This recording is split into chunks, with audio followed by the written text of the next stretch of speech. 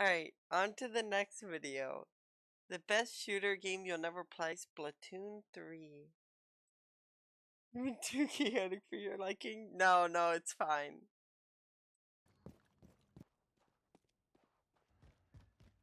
When you think of shooter video games, I imagine something like this comes to mind. A military-based, warfare-involving setting is what I would say if the majority of popular shooters on the market today are actually starting to adopt more vibrant and modern settings. Games like Apex, Valorant, and Overwatch have overtaken games like COD, CSGO, and Rainbow Six Siege, and it shows that shooters don't have to be a gritty, grungy aesthetic. However, there's still one game that I wish more people gave a shot and didn't ignore. It's the most innovative and unique shooter on the market, and an absolute blast. Don't laugh, but it's Splatoon.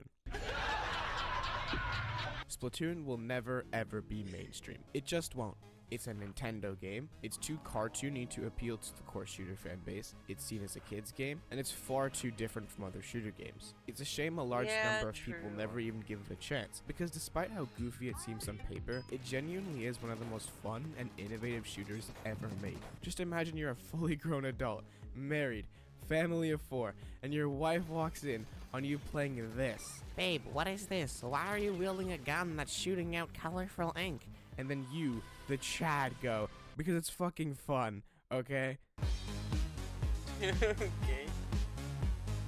Unfortunately, when people think of shooter games, the last console that they would consider is the Nintendo Switch. The console exclusivity is going to take a really big chunk out of Splatoon's possible player base for a couple of reasons. One, not everybody has a Switch. It may be the third best-selling video game console of all time, but with over 120 million units sold, that's still not everyone. But more importantly, the primary audience of shooter games is not the primary audience that has a Switch as a console. So it's more casual gamers that have the Switches, not the dedicated ones. Two, the hardware limitations. The Switch is from 2017, and when it came out, even then, it was a lot less powerful than something like a PS4 or an Xbox One.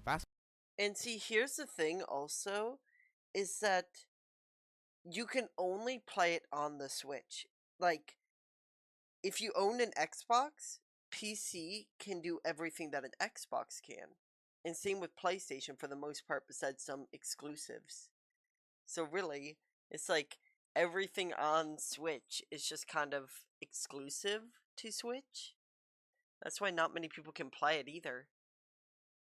Forward to 2023, and this thing is basically begging on its hands and knees for a hardware upgrade. The PS5 and Xbox Series X are easily able to output 1440p 120 FPS visuals, and sometimes even up to 4K at that frame rate. For shooter games, FPS is extremely important, as it makes the game feel infinitely better to play, and it makes it feel a lot more responsive. With the Switch hard capped at 60 FPS, it really feels like we're stuck in the past. Most phones these days even offer 120Hz displays, and the same goes for iPads and PCs, as well as the next-gen consoles. Downgrading from 144 FPS on my PC to 60 on Splatoon just doesn't feel nice. A lot of people who play games these days demand high-fidelity graphics and ultra-smooth frame rates, and as far as the Switch is concerned, you just can't have that. You can't emulate this game either, since it's tied to Nintendo's online network, so if you're gonna bite the bullet, you better be ready for a downgrade. And 3, it's just made by Nintendo, a company widely considered to be for kids. They don't make mature games, and they don't cater to mature audiences. They're widely seen as a company just for kids, with the average Nintendo fan being very young or diehards who will defend their shitty decisions until the end of time. Their corporate side also sucks massive Taking down a YouTube video of your game for showing off mods? Are you insane? Taking down a fan-made Joy-Con project where the proceeds go to charity just because it says Joy-Con on it? Canceling an entire Smash tournament because people are using emulators? It's really not a good look. Combine this with how much they try and exploit people for money with the barely functioning Nintendo Switch Online service and the awful expansion pack. Just so many decisions that I will never understand. Despite the public reception of Nintendo these days, there's a reason that their games are timeless and don't drop in value. Because they're fucking amazing. Nintendo is the name brand of video games. The Supreme, the Nike, the Apple. You get what I'm saying. They have made some of the most critically acclaimed games ever created, but they're a very old school company. It took Nintendo over 30 years after they started making video games to make a shooter. But honestly, the game that we got is nothing short of special, unique, and phenomenal. Splatoon is without a doubt the most It is a unique really shooter unique you will game. see on the market today with a semi-dedicated fan base. Name me a shooter right now that has jellyfishes climbing up rocks in deserts. Exactly. Jokes aside though, while Splatoon looks extremely goofy at first, its distinguishability from other shooters is amazing. Instead of guns, you get ink-based weaponry, which you would assume is to keep the game kid-friendly, but more on that later. It's got super unique character designs with two forms, one for movement and another for using your weapons. I absolutely love the way that the Inklings and Octolings are designed, an incredibly good idea that works out perfect. The They do overall look world really is cool. actually vibrant and bustling, unlike most shooters where you barely get to see what goes on outside of the stages. The art style of Splatoon is absolutely lovely to look at, and something I really wish we had more of in shooter games. You have an entire world with very deep lore, and everything that connects with each other. Another little thing that's nice about Splatoon is everything happens in-universe. Want to go buy a new weapon? Well, you gotta walk to the store and buy it. Want to load into a match? Go to the arena and queue up. It's all intertwined into perfection. But the cartoony art style has its downside, and that's that the game is seen as strictly for kids. E for everyone. Think about that rating for a sec. Not E for kids, everyone. The game is for everyone. I get it. You play Call of Duty, or you just can't be seen playing a game suitable for younger audiences. Funnily enough, most kids these days are actually playing games that aren't rated for them. How many people who play COD actually follow the M-rated 17 plus guideline? Or let's go even Yeah, younger. How many true. people play Fortnite who are even 13? It's kind of funny. The main There's reason just I so think many Splatoon kids on has adopted Fortnite. the whole kids-only mantra is part of its terrible advertising campaigns. Obviously, the game is aimed at a younger audience than other shooters, but that doesn't mean people of all ages can't play and enjoy it. If anything, the style of the game should be seen as a positive because it allows both younger kids and adults to get into the game. Because it's not kid-oriented enough to get to the point where it's unplayable for people over the dedicated audience, but it's also great for getting younger kids into. I've never seen that rating before. EC? I've never seen this. This is a thing? I've always just thought like it was just E for everyone. There's EC just for early childhood, just for kids. Like what is this rating on? Like the Peppa Pig game? I don't know, like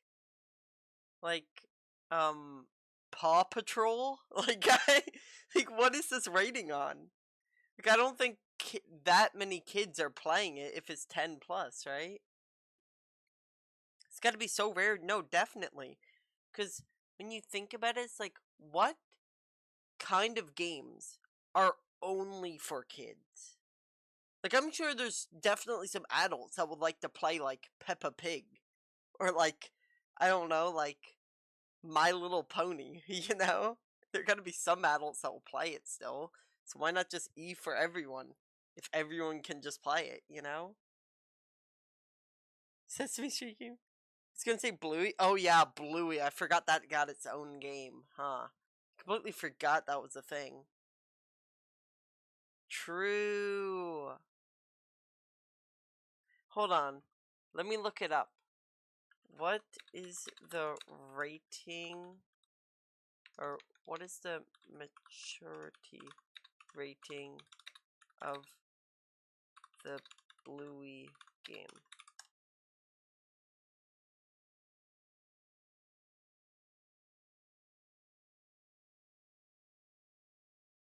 Huh.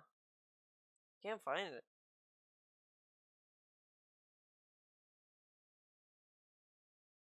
E for everyone. Or no, this is yeah, E for see, this is E for everyone. So like yo, you would think it would just be only kids, no? Okay.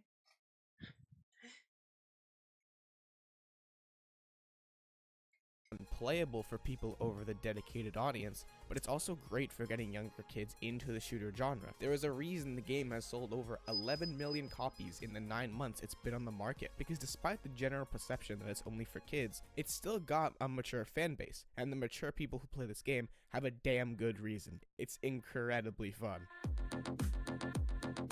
Movement shooter games these days are widely considered to be dead. Almost all of them are single-player oriented, with the only real exception that's still alive is Apex Legends. With that, Splatoon is currently the second most popular movement shooter on the market, a genre that people seem to want back. So I think it's time to break down Yeah, Splatoon's Apex best is actually element, really the fun. movement. In Splatoon, you have two forms, swim form and kid form. In kid form, you can do normal things like walk around, use your weapons, activate your special weapon, and walk across grates. But where Splatoon becomes a unique game is its swim form. You go from being a slow kid running around to a squid able to swim super quickly through the ink you've already laid down from your weapon in kid form, essentially making moving around the map not only effortless, but also satisfying and fun. The fact that your weapon isn't just a tool for killing, but also to paint up the map, charge your special, and deny area is extremely powerful. When in swim form, it also refills your ink tank. So when you're in kid form painting, you'll have more area to swim in, and the cycle keeps on going. Swim form also gives you the ability to swim up walls, meaning some maps have an extra layer of depth you'll always have to watch out for. And of course, like I'm like other level movement 100 shooters, there's something a in lot of Apex, tech so. and skill to build. Substrafes, squid rolls, dodge rolls on dually weapons that you can incorporate into a squid roll, and then substrafe into a dodge roll into a squid roll. You get the idea. The transition between these two forms is also instant, meaning you can easily launch yourself into a fight and then destroy everyone. Another thing is the limitations of each form. For example, in swim form, you can't cross grates, meaning there's even more depth to the system than just moving around, because some areas might give you an extremely good angle or advantage, but at the cost of not being able to move away quickly or putting yourself into the open. And all of this joins together into a silky smooth and extremely fun movement system, one of the best in shooter games. Movement ties directly into the foundation of Splatoon, and without it, you are starting to lean into a reskin of a normal shooter. But we also still have to talk about the weapons. There are a total of 11 main weapon classes in Splatoon, with over 90 weapons in total, not to mention the 14 sub-weapons and 17 special weapons. Oh, also, and the game is still being updated and more are being added. You go from the typical shooter to a fucking umbrella. Each of the 11 classes has one feature that makes them unique and their playstyle different. On dualies, you can do that sick-ass dodge roll to move around super clean. On umbrellas, you have a shield that you can use to completely block fire. Blasters fire AoE attacks that can make them hard to play around in some circumstances. Buckets have a projectile arc that can be flung around surfaces. You get the idea. It also helps that this game is extremely fast-paced. If you've got 20 minutes open, you can't exactly fit in a game of Valorant or maybe a game of Apex in that time. Splatoon, however, each match is only a max of 5 minutes, meaning you can probably fit in a solid 3 matches at least in that time. It also helps that the UI is extremely snappy and streamlined, and you can get to whatever you need to do really quickly. The gameplay truly is the cream of the crop here. However, with how unique it is, you have to ask, is it too different from other shooters? Change is a touchy subject because everyone likes different levels of it. However, the general consensus is this: if you change nothing, people get angry and want change, get bored, and look for something new. But if you change too much, it messes up what they're used to, and they will also go looking for something else. You need the perfect balance of novelty and familiarity. I've spent the former of this video discussing how unique the game is, but honestly, it might be too big of a jump for some people. Another thing that drastically turns people off is the control scheme. Splatoon obviously has traditional twin stick controls. However, almost unlike all shooter games on consoles, there's no aim assist, meaning everything is raw input. You're probably asking why, to which there's actually another control scheme in the game: motion controls. This may be the least noob-friendly control scheme available on the market, but oh my god, it's actually amazing. It brings the precision of a mouse to a controller, and while it takes a while to get used to, once you do, it's basically impossible to go back. Combine the precision of motion controls with the stick for movement, I've never heard and this game is truly a joy to play. Games like Fortnite have started to adopt motion controls in recent times,